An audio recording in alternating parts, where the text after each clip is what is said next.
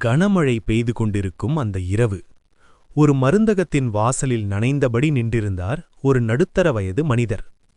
அப்போது மூச்சு வாங்கியபடி ஓடி வருகிறான் ஒரு ஏழை சிறுவன்.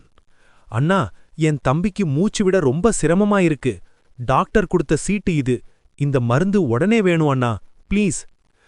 கடை ஊழியர் அந்த சீட்டை பார்த்துவிட்டு அலட்சியமாக சொல்கிறார், இதன் விலை 500 ரூபாய். காசு கொடு, மருந்து எடுத்துக்க. சிறுவன் நடுங்கும் கைகளால் தன் பையை திறந்து சில்லறைகளை எண்ணுகிறான். மொத்தம் 40 ரூபாய்தான் தேறியது. அண்ணா, என்கிட்ட இப்போ இவ்வளவுதான் இருக்கு. நாளைக்கு எப்படியாவது கொண்டு வந்து தந்துடுறே அண்ணா. இப்போ இந்த மருந்த தரலனா என் தம்பி பிழைக்க மாட்டான் அண்ணா. கடையின் ரூல்ஸ் படி கடனுக்கு மருந்து கிடையாது என்று ஊழியர் மறுக்கிறார். இதையெல்லாம் கவனித்துக் கொண்டிருந்த அந்த மனிதர் அமைதியாக உள்ளே வருகிறார்.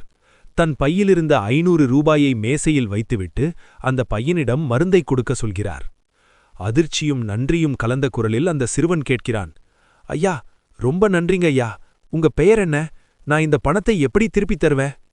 அவர் மென்மையாக புன்னகைத்துவிட்டு சொல்கிறார், தம்பி, என் பெயரை தெரிந்து கொண்டு நீ பணத்தை திருப்பித் தந்தால் அது கடன்.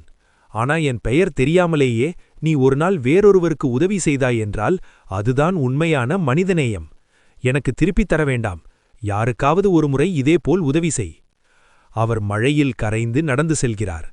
கையில் மருந்தை பிடித்தபடி அந்த சிறுவன் வெளியே ஓடுகிறான். அங்கே மிச்சமிருப்பது பெயரில்லாத ஒரு உதவியின் நெகிழ்ச்சி மட்டுமே.